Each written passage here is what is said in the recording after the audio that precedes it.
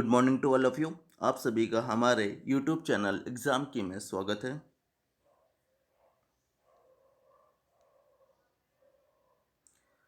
तो अब तक हमने सर्वेइंग में जितने भी अपने चैप्टर कंप्लीट कर लिए हैं, उसके अकॉर्डिंग आज हम लोग उसके ऑब्जेक्टिव क्वेश्चन लगाने जा रहे हैं, जो कि बहुत ही इम्पॉर्टेंट है हमारे एसएससी जेई के लिए, राजस्थान जेई के लिए, यूपी पीएससी एई के लिए, ईएस के लिए, गेट के लिए, सारे सबके लिए आज हम लोग ऑब्जेक्टिव क्वेश्चन को चलिए देखते हैं कैसे करते हैं।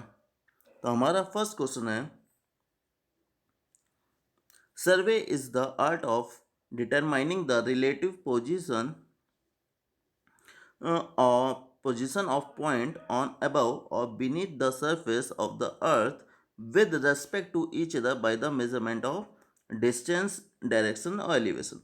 तो हमारा क्वेश्चन कह रहा है कि जो सर्वे हो उसके लिए सर्वेइंग करने के लिए हमें जो रिलेटिव पोजीशन चाहिए होते हैं पॉइंट के, वो या अर्थ के सरफेस के ऊपर होते हैं या तो फिर नीचे होते हैं। तो ऐसी कंडीशन के लिए हमें कौन कौन किसके रेस्पेक्ट में जो मेजरमेंट लेते हैं वो होता है, डिस्टेंस के रेस्पेक्ट में मेजरमेंट लेते हैं, डायरेक्शन में, एलिवेशन में।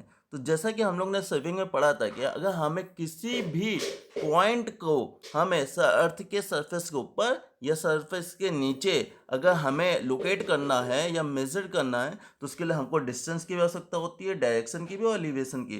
तो इसलिए हमारा फर्स्ट ऑप्शन है कि first second third are required. Second है only one is required, C कह रहा है कि ओनली सेकंड इज रिक्वायर्ड, और डी है ओनली थर्ड इज रिक्वायर्ड। तो हमें तीनों ही चीज़ों की आवश्यकता होती है, इसलिए हमारा आंसर ए सही हो जाएगा। तो A is correct. Second question आता है। सेकंड क्वेश्चन हमारा कह रहा है कि the main principle of surveying is to work from.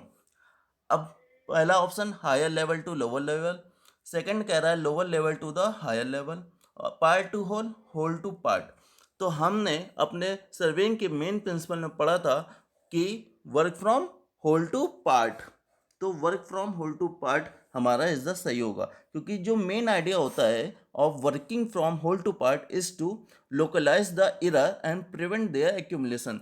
तो होल टू पार्ट में क्या करते हैं, किसी भी बड़े से एरिया को हम लोग छोटे छोटे ट्रायंगल्स में डिवाइड कर लेते हैं, जिससे कि होने वाला जो भी एरर होता है वो बहुत ही माइनर हो जाता है और उसका एक्यूमुलेशन नहीं हो पाता है। तो इसलिए हम लोग अपना होल टू पार्ट ही हमारा सही आंसर होगा। नेक्स्ट आते हैं थर्ड क्वेश्चन में। थर्ड क्वेश्चन हमसे कह रहा है, देखिए, the error which occurs while conducting the survey from whole to part and part to whole is. पहला ऑप्शन देख लेते हैं, सेम। सेकंड है in whole to part it is localize and in part to whole is it is expanded. C option in whole to part it is expanded and in part to whole it is localize. And D option is in both the method error is localise. जैसा कि अभी हमने last question में देखा था कि whole to part करने में क्या होता है, हमारा होल टू पार्ट करने में हमें जो भी एरर होती है वो हमें लोकलाइज हो जाती है। छोटे से एरिया का छोटी सी एरर को हम लोकलाइज कर लेते हैं और उसे उसे ख़त्म कर देते हैं। लेकिन पार्ट होल करने में क्या होगा कि छोटी छोटी एरर हमारी बहुत ही ज़्यादा बड़ी हो जाएगी, एक्यूमुलेट हो जाएगी। तो इसलिए हमारे इस क्वेश्चन का जो आंसर होगा वो बी होगा कि in whole to part it is localize कर देते हैं and part to whole is it is expanded. तो ये हमारा सही ऑप्शन हो गया। चलिए नेक्स्ट क्वेश्चन देखते हैं। नेक्स्ट क्वेश्चन कह रहा है the objective of survey is to, first है prepare a plan of map, second determine the relative position of point, determine the position of point in a horizontal plane और determine position of point in a vertical plane। अब option देख लेते हैं। पहला option है only one is correct. तो सर्वे का जो ऑब्जेक्टिव होता है वो क्या होता है, सर्वे से हम क्या करते हैं, प्रिपेयर प्लान और मैप। तो पहला हम मैप और प्लान दोनों ही सर्वे से बनाते हैं, तो ये तो हमारा सही हो गया। सेकंड क्या कह रहा है, सेकंड इज द कि determine the relative position of point of determine the relative position of point. तो हम किसी भी पॉइंट के रिलेटिव पोजीशन को डिटरमाइन करते हैं, बिल्कुल सही बात है। Third is determine the position of point in a horizontal plane. तो हॉरिजॉन्टल प्लेन में भी हम किसी भी पॉइंट के पोजीशन को डिटरमाइन कर सकते हैं, बिल्कुल सही बात है। And fourth is determine position of point in a vertical plane. तो वर्टिकल प्लेन में भी कोई भी पॉइंट हो तो उसको भी हम लोग सर्वे से हम डिटरमाइन कर सकते हैं। तो ऑप्शन देख लेते हैं। तो ए कह रहा है वन इज करेक्ट, तो ये तो गलत हो गया। B only one and second is correct, C देखिए 1 2 3 4 ऑल करेक्ट, तो हमारे चारों ही ऑप्शन सही हैं, तो इसलिए हमारा जो आंसर होगा वो सी हो जाएगा कि चारों ही आंसर हमारे करेक्ट है। चलिए फिर क्वेश्चन देखते हैं। Survey which are carried out to provide a national grid of control for preparation of accurate maps of large area are known as। Option है प्लेन सर्वे, जियोडेटिक सर्वे, जियोलॉजिकल सर्वे और टोपोग्राफिकल सर्वे। तो हमने बताया था कि सर्वे के दो प्रकार होते हैं। चलिए पहले ये देख लेते हैं। हमारे सर्वे के टू टाइप सर्वे होते हैं। First is geodetic survey, geodetic survey होता है, and second is plane survey. अब जियोडेटिक सर्वे में क्या होता है? जियोडेटिक सर्वे में हम लोग लार्ज एरिया को इंक्लूड करते हैं, अर्थ के लार्ज एरिया को इंक्लूड करते हैं, जबकि प्लेन में क्या करते हैं? स्मॉल एरिया को हम लोग कंसिडर करते हैं, स्मॉल एरिया हमारा कंसिडर होता है। जियोडेटिक में क्या होता है? जो अर्थ का कर्वेचर होता है वो भी हम लोग उसको मेजर करते हैं, तो curvature of earth is taken into account. जबकि प्लेन सर्वे में क्या होता है? प्लेन सर्वे में हम अर्थ के कर्वेचर को मेजर नहीं करते हैं, हम अर्थ के सरफेस को क्या मानते हैं? एक फ्लैट मानते हैं। तो इसलिए इसका जो ऑप्शन होगा, चलिए देखते हैं।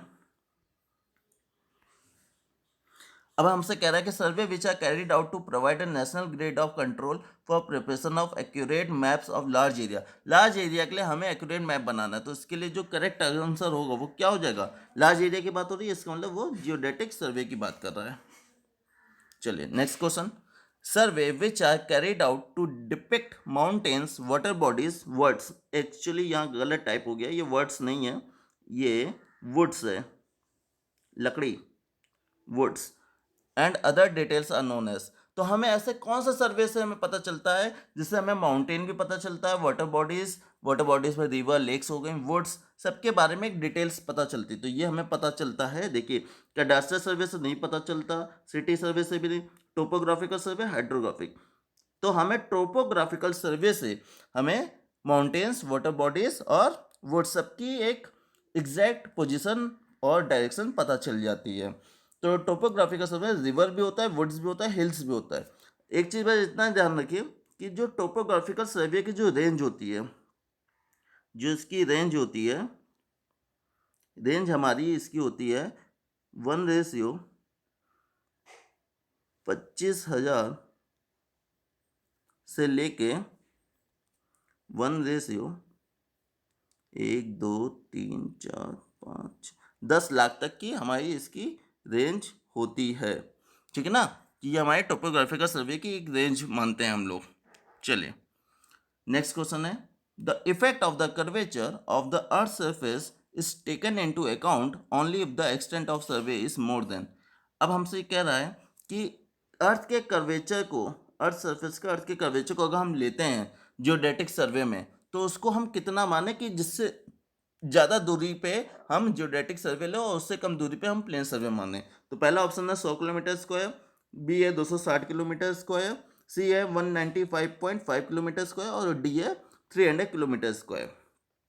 तो इसका जो एग्जैक्ट आंसर होगा 195.5 किलोमीटर स्क्वायर से अगर ज़्यादा की दूरी पे हम लोग सर्वे करते हैं तो उसको हम जियोडेटिक सर्वे मान लेते हैं, अथवा इससे कम के दूरी को हम लोग प्लेन सर्वे मानते हैं।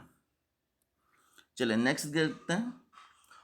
अब क्वेश्चन कह रहा है ऑफसेट आर, ऑप्शन है lateral measurement made with respect to main survey, B है perpendicular erected from chain line, C है taken to avoid unnecessary walking between station, D है measurement which are not made at right angles to the chain. तो offset जो होता है हमारा lateral measurement होता है जो कि हम सर्वे लाइन के रेस्पेक्ट में करते हैं, तो इसलिए ए ऑप्शन हमारा बिल्कुल सही होगा। नेक्स्ट क्वेश्चन है the through length of a line is known to be 200 metre. जैसा कि हम लोग इस क्वेश्चन के लिए हमें पता होता है कि फॉर्मूला होता है L equal to L dash upon L into L dash.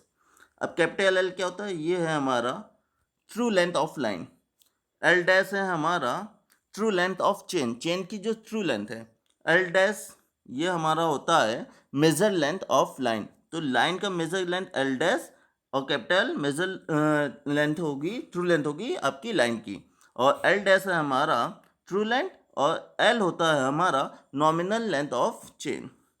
अब इस क्वेश्चन में देखिए, true length of line is known to be 200 metre. तो 200 मीटर हमें ये दे रखा है, तो 200 मीटर क्या हो गया, ये हमें हो गया एल। तो L is equal to 200 with is measure with 20 metre tape. तो 20 मीटर मेजर, ये हो गई हमारी L, and the length is 200.80 metre. तो ये हमारा क्या हो गया भाई, ये हो गया L dash. The correct length of 20 metre tape की हमसे पूछी गई है। तो चलिए इस फॉर्मूले पे, सिंपल फॉर्मूले पे हम लोग अपनी वैल्यू पुट कर लेते हैं। तो L equal to 200, L dash कितना है हमारा, एल डैश हमको निकालना है क्योंकि हमें ट्रू लेंथ ऑफ चेन की निकालनी है। एल कितना दे रखा है, एल हमको 20 दे रखा है, इंटू एल डैश कितना है 200.80। तो अब यहाँ से हम लोग क्या एल डैश नहीं निकाल सकते, एल डैश बड़े आराम से निकलेगा। एल डैश कितना आया, इसको सॉल्व करने पे आएगा 19.92 मीटर। आप इसको सॉल्व कर लीजिएगा। तो देखिए यहाँ पे हमको ऑप्शन क्या क्या दे रखा है, पहला ही ऑप्शन हमको 19.92 मीटर दे रखा है, तो यही ऑप्शन हमारा बिल्कुल सही होगा। नेक्स्ट क्वेश्चन देखते हैं। The object of chain and cross staff survey is to, first option क्या क्या, फर्स्ट चीज कह रहा है locate the boundaries of an area, plot the figure to scale, find the area of the plot, find the reduce level of the plot. तो हमसे कह रहा है कि चेन और क्रॉस स्टाफ सर्वे का जो ऑब्जेक्ट है वो क्या है, उससे हम क्या कर सकते हैं। तो सबसे पहले हमसे कह रहा है कि locate the boundary of an area, बिल्कुल हम किसी भी एरिया की बाउंड्री को लोकेट कर सकते हैं चेन से और क्रॉस स्टाफ से। सेकंड कह रहा है कि plot the figure to scale, तो हम किसी भी स्केल से उसके फिगर को प्लॉट कर सकते हैं। Third is find the area of the plot, किसी भी एरिया को हम प्लॉट कर सकते, एरिया किसी भी मतलब एरिया का हम उसको प्लॉट कर सकते हैं। और find the reduce level of the plot, हाँ ये देखिए चेन और क्रॉस स्टाफ से हम रिड्यूस लेवल नहीं फाइंड कर सकते। रिड्यूस लेवल फाइंड करने के लिए हमको लेवलिंग में हम लोग ने पढ़ा था राइज एंड फॉल मेथड और हाइट एंड इंस्ट्रूमेंट मेथड। तो अब ऑप्शन देखते हैं, फर्स्ट सेकंड थर्ड है फोर्थ, तो जहाँ फोर्थ है वो तो ऐसे ही कैंसिल हो जाएगा, फर्स्ट सेकंड थर्ड बिल्कुल तीनों चीज कर सकते हैं, तो इसलिए बी ऑप्शन हमारा सही हो जाएगा। तो क्वेश्चन नंबर 10 का हमारा बी ऑप्शन सही है। चलिए नेक्स्ट आते हैं। In chain surveying field work is limited to linear measurement only, angular measurement only, both linear angular measurement, none of the above. बिल्कुल आसान सा क्वेश्चन है ये कि चेन सर्वेइंग में जो फील्ड वर्क करते हैं उसमें हम क्या करते हैं, लीनियर मेजरमेंट करते हैं कि एंगुलर मेजरमेंट। सिंपल सी बात है कि चेन सर्वे से हम लोग ओनली लीनियर मेजरमेंट करते हैं, तो हमारा ए ऑप्शन ही सही होगा। नेक्स्ट क्वेश्चन कह रहा है check line in chain surveying are essentially required to plot the chain line, to plot the offset, to indicate the correctness of the survey work, to increase the efficiency of the surveyor। तो अब जो हमारी chain lines होती हैं chain surveying में, उससे हमारा क्या होता है, जो चेन लाइन होती है, तो चेन लाइन ऐसा line provided to check the accuracy of the field work. तो किसी भी फील्ड वर्क की अगर हमको एक्यूरेसी चेक करनी है तो उसके लिए हमको चेक लाइन यूज करना होता है, तो indicate the correctness of the survey work, तो हमारा C option is correct. Next question है which of the following angles can be set out with the help of French cross staff. तो 45 degree only, 90 degree only, both of the above, any angle. तो हमें पता है कि French cross staff से हम लोग 45 डिग्री से 135 डिग्री तक हम लोग एंगल मेजर कर सकते हैं। तो 45 डिग्री भी सही है, 90 डिग्री भी सही है, इसलिए बोथ ऑफ द अबव हमारा सही आंसर होगा। नेक्स्ट क्वेश्चन है invert tape is made of an alloy of. अब जो इनवर्ट टेप होता है वो हमारा किससे बना होता है, कॉपर एंड स्टील से, ब्रास एंड निकल से, ब्रास एंड स्टील से, और स्टील एंड निकल से। तो हमें पता है कि इनवर्ट टेप जो होता है वो अलॉय होता है निकल और स्टील का, जिसमें से निकल जो होती है हमारी 36% होती है, और जो स्टील का होता है परसेंटेज वो हमारा 64% हमारी स्टील होती है। तो इसलिए हमारा आंसर होगा स्टील और निकल। और इनवर्ट टेप के बारे में हम ये जान लेते हैं कि इसका जो कोफिशिएंट ऑफ थर्मल एक्सपेंशन होता है बहुत ही लो होता है, जिसकी वजह से हमारे टेम्परेचर का इस पर कोई भी इफेक्ट नहीं होता। जो टेम्परेचर इंक्रीज हो या डिक्रीज हो, हमारे इन्वर्टर पे कोई भी इफेक्ट नहीं पड़ता है। इसलिए हमारा किया गया काम बहुत ही प्रिसाइज होता है, हाईली प्रिसाइज वर्क इन्वर्टर से हमको मिलता है। नेक्स्ट क्वेश्चन है, the magnetic needle in a prismatic compass is placed at the bottom of the graduated aluminum ring, above the graduated aluminum ring, below the brass box, below the middle left but above the bottom inside the compass। तो prismatic compass में हमारी जो magnetic needle होती है वो कहाँ पे place होती है? जैसा कि हमें पता, जो हमारी रिंग होती है उस रिंग के, जो भी हमारी एल्यूमिनियम रिंग है उसके बॉटम पे ही हमको ये प्रोवाइड होती है। तो हमारा ये आंसर सही है। लेकिन हमको ध्यान रखने वाली बात है कि जो हमारा ये प्रिज्मेटिक कंपास होता है, ये ग्रेजुएशन जो उसका होता है, graduation on the aluminium ring, ये इंक्रीज करता है क्लॉकवाइज डायरेक्शन में, और 0 से 360 डिग्री ये हमारा होता है। ये नॉर्थ, साउथ, ईस्ट और ये हो गया वेस्ट। तो यहाँ से शुरू होता है 0 डिग्री हमारा यहाँ पे होता है, और यहाँ से स्टार्ट होते होते हमारा 0 डिग्री साउथ पे होता है। 90 डिग्री कहाँ पे होगा? क्लॉकवाइज डायरेक्शन में चल रहा है तो इसलिए 90 डिग्री वेस्ट पे गया, फिर 180 डिग्री नॉर्थ पे, 270 डिग्री ईस्ट पे, और फिर वापस आके यहाँ पे 360 डिग्री हो जाता है। तो इस प्रकार प्रिज्मेटिक कंपास हमारा होता है। नेक्स्ट आइए, नेक्स्ट क्वेश्चन कह रहा है हमसे, the magnetic bearing of a line A B is south 30 degree east if the declination is 6 degree west then what is true bearing। अब हमसे true bearing इसने पूछा है, चलिए देखते हैं। ये हमारा नॉर्थ है, साउथ, ईस्ट और ये वेस्ट। अब साउथ से 30 डिग्री ईस्ट की तरफ, तो साउथ से 30 डिग्री ईस्ट की तरफ ये हमारा 30 डिग्री। अब इसने डिक्लिनेशन दे रखी है 6 डिग्री वेस्ट की तरफ, तो 6 डिग्री वेस्ट की तरफ हमें डिक्लिनेशन पता है। अब हमसे ट्रू बेयरिंग पूछा है, तो ट्रू बेयरिंग निकालने का क्या फॉर्मूला होता है? True bearing is equal to magnetic bearing plus declination. तो बहुत ही सिंपल सा है। अब मैग्नेटिक बेयरिंग हमें कितनी दे रखी है? 30 डिग्री। तो 30 डिग्री में से अगर हम डिक्लिनेशन प्लस 6 डिग्री ऐड कर दें तो कितना हो जाएगा? 36 डिग्री। तो आंसर अब हमारा क्या हो जाएगा? चलिए ऑप्शन देखते हैं। आंसर है south 36 degree east, north 36 degree west, south 24 degree east, north 24 degree west. तो ये हमारे 4 ऑप्शन थे। आंसर हमारा क्या आया? 36 डिग्री। लेकिन कहाँ से? साउथ से ईस्ट की तरफ हम लोग आगे बढ़ रहे हैं, तो इसलिए हमारा आंसर हो जाएगा first, south 36 degree east is the right answer. Next question आते हैं, the temporary adjustment of survey compass involves. अब सर्वे कंपास की टेम्परेरी एडजस्टमेंट करना है, तो सेंटरिंग ओनली करते हैं, केवल लेवलिंग करते हैं, या सेंटरिंग लेवलिंग दोनों करते हैं, या centring levelling and focusing the prism तीनों करते हैं। जैसा कि हमने लास्ट वीडियो में पढ़ा था कि जो भी हमारा सर्वे कंपास उसका टेम्परेरी एडजस्टमेंट करने के लिए हमको पहले सेंटरिंग करनी होती है, फिर उसकी लेवलिंग करनी होती है, इसलिए हमारा C option is correct. Next question देखिए, कह रहा है the bearing of a line is the opposite direction of the progress of survey is known as. अगर किसी भी लाइन, मान लीजिए, चलिए ये है नॉर्थ साउथ, यहाँ से हमने अपने काम को स्टार्ट किया यहाँ तक, नॉर्थ और साउथ।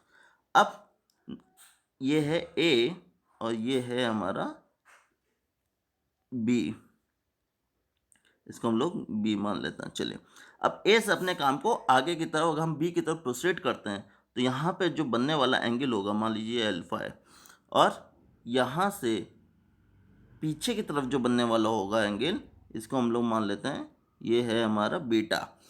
तो ए से बी की तरफ बनने वाला एंगल अल्फा, इसको हम लोग फोर बियरिंग कहते हैं। जबकि अगर बी से हम ए की तरफ चलें तो ये बीटा जो एंगल बन रहा है ये हमारा बैक बियरिंग होगा ए बी लाइन के लिए, ठीक है ना। अगर हम बी ए लाइन की बात करें तो बी से ए की तरफ अगर हम काम कर रहे हैं तो बीटा जो होगा वो फोर बियरिंग हो जाएगा और अल्फा हमारा बैक बियरिंग हो जाएगा। तो क्वेश्चन में हमसे उसने पूछा है the bearing of a line in the opposite direction of the progress of survey.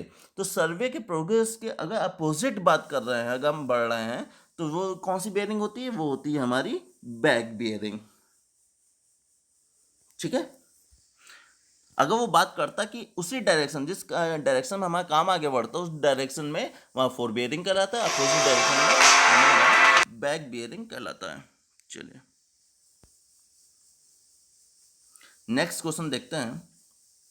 The direction of survey lines may be express in terms of included angles between them bearing both of the above, none of the above। तो सर्वे lines की direction में अगर हम express करें, सर्वे lines को अगर हम direction में एक्सप्रेस करें, तो हमारा इंक्लूडेड एंगल्स भी होता है और बियरिंग भी होता है, इसलिए हमारा राइट ऑप्शन हो जाएगा both of the above. Next question, the angle of dip at a point on equator is 0 degree, 45 degree, 90 degree और 180 डिग्री।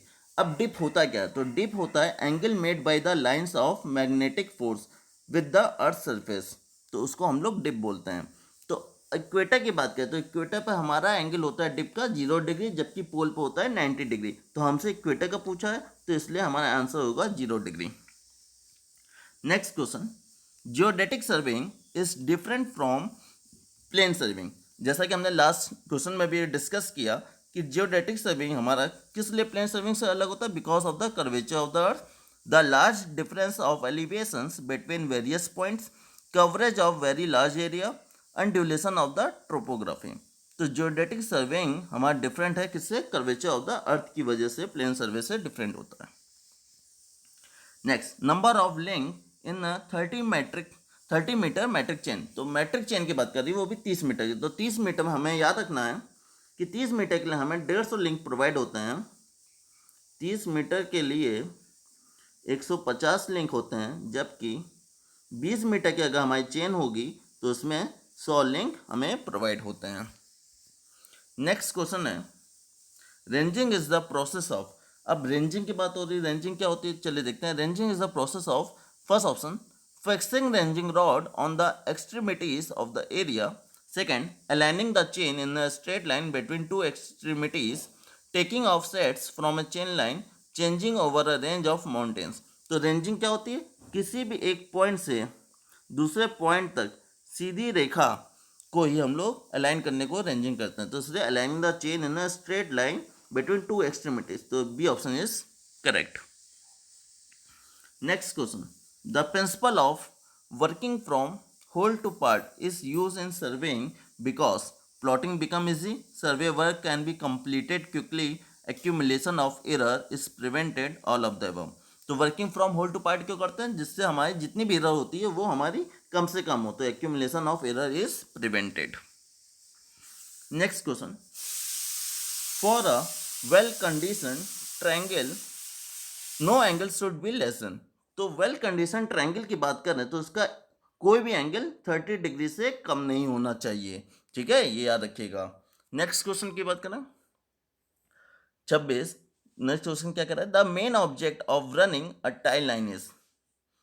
टाई लाइन का मेन ऑब्जेक्ट क्या होता है? तो टाई लाइन होती क्या, पहले तो ये देख लेते हैं कि tie lines are provided to locate the interior details which are far away from the main survey line. तो मेन सर्वे लाइन से जितने भी दूर पे हमारे जो इंटीरियर डिटेल्स होती है उसके लिए हम लोग टाई लाइन का यूज करते हैं। तो टाई लाइन का ऑप्शन क्या है? To check accuracy of work, to take details of near by object, to take offset for detail surveying, none of the above. तो टाई लाइन जैसा कि हमने बताया बी ऑप्शन इज करेक्ट कि near और बाई ऑब्जेक्ट जितना होता है उसकी डिटेल्स के लिए हम लोग टाई लाइन का यूज करते हैं। ठीक है, चलिए नेक्स्ट क्वेश्चन क्या कर रहा है? The correction for sag is. तो सैग करेक्शन होता क्या? पहले तो उसका फॉर्मूला देख लेते हैं। Sag correction C S equal to minus W square L cube upon 24 P square. ठीक है, जिसमें W क्या होता है? W है weight of tape per unit length. L क्या होता है? L होती है आपकी टेप की length, length of tape. P क्या है? अप्लाइड पुल इन W। ठीक है, तो अब देखिए हमारा फॉर्मूला में ही कह रहा है कि minus W square L cube upon 24p²। तो ऑप्शन देखते हैं क्या क्या है भाई। ऑप्शन है always additive, always subtractive, always zero, sometimes additive and sometimes subtractive. तो जैसे कि हमने देखा कि माइनस लगा हुआ है, इसलिए ऑलवेज हमारा सब्ट्रैक्टिव ही होता है, ऑलवेज नेगेटिव होता है करेक्शन फॉर साइड। हमेशा याद रखिएगा, ये बहुत इंपॉर्टेंट क्वेश्चन है। चलिए नेक्स्ट क्वेश्चन क्या कर रहा है। The length of chain is measured from. अब चेन की जो लेंथ होती है उसको मेजर करते हैं कहाँ से कहाँ तक। Centre of handle to centre of other handle, outside of handle to outside of other handle, outside of one handle to inside of other handle, inside of one handle to inside of other handle. तो हमेशा जो chain की length होती है उसके handle जो होता है दोनों तरफ उसमें हैंडल लगा होता है, उसके बाहर से लेके बाहर तक होता है। तो इसलिए बी ऑप्शन हमारा बिल्कुल सही हो जाएगा कि एक हैंडल के बाहर से लेके दूसरे हैंडल तक के बाहर तक की डिस्टेंस हम लोग चेन सर्वे में पूरी मेजर करते हैं। चलिए next question. Local attraction in compass serving में एग्जिस्ट ड्यू टू। अब लोकल अट्रैक्शन क्या होता है कि जब हम लोग कंपास सर्वे से अपनी रीडिंग मेजर करते हैं तो आसपास किसी भी प्रकार का स्टील का कोई भी इक्विपमेंट ऐसा आ जाए जिससे हमारी जो रीडिंग है वो उसमें डिफ्लेक्शन आ जाए, तो उसको हम लोग लोकल अट्रैक्शन कहते हैं। तो इसमें क्या है, पहला option incorrect levelling of the magnetic needle, loss of magnetism of the needle, fixation of the needle at the pivot, presence of magnetic substance near the instrument. तो किस अब क्या होता है, मैग्नेटिक सब्सटेंस अपने इंस्ट्रूमेंट के आसपास जाता है तो उसकी वजह से हमारा लोकल अट्रैक्शन हमें आने लगता है। तो इसलिए D option is correct. Last question is the if the quadrantal bearing of line is north 25 degree west then the whole circle bearing of the line is। पूछे, चलिए क्वेश्चन को करते हैं। हमें हमें दे रखा है क्वाड्रेंटल बियरिंग, ये नॉर्थ साउथ ईस्ट और ये हो गया वेस्ट। अब नॉर्थ से वेस्ट की तरफ 25 डिग्री, तो हम नॉर्थ से चले वेस्ट की तरफ और ये है हमारा 25 डिग्री। अब होल सर्किल बेयरिंग पूछा है तो होल सर्किल बेयरिंग के लिए क्या करते हैं, क्लॉकवाइज चलते हैं। तो क्लॉकवाइज चलने के लिए क्या होगा, यहाँ से हमको यहाँ तक का एंगल मेजर करना है, ठीक है। ये एंगल हमको होल सर्किल बेयरिंग पता करना है। तो हम जानते हैं कि पूरा एंगल कितना होगा, अगर हम इस एंगल की बात करें तो ये एंगल तो हमारा 360 डिग्री होता है। अब 360 डिग्री में से सिंपल है, बहुत ही सिंपल क्वेश्चन है कि 360 डिग्री में से अगर हम लोग 25 डिग्री माइनस कर दें तो हमें पता चल जाएगा। तो 25 डिग्री माइनस करने में क्या आएगा, 335 डिग्री। तो ऑप्शन देख लेते हैं। ऑप्शन में देखिए हमारा 335 डिग्री हमको सी ऑप्शन दे रखा है, तो हमने होल सर्किल बेयरिंग आराम से निकाल लेंगे कि 335 डिग्री इज द। अगर आपको क्वाड्रेंटल बेयरिंग या होल सर्किल बेयरिंग में कहीं भी प्रॉब्लम हो रही हो तो आप हमारे प्रीवियस लेक्चर को देख सकते हैं। प्रीवियस लेक्चर में मैंने बहुत अच्छे से समझाया है इसको, ठीक है। तो आई होप गाइस कि आपको ये वीडियो अच्छा लगा हो। अगर आपको वीडियो अच्छा लगा हो तो आप इसे लाइक करें, अपने दोस्तों में शेयर करें और हमारे चैनल को सब्सक्राइब करें। जय हिंद।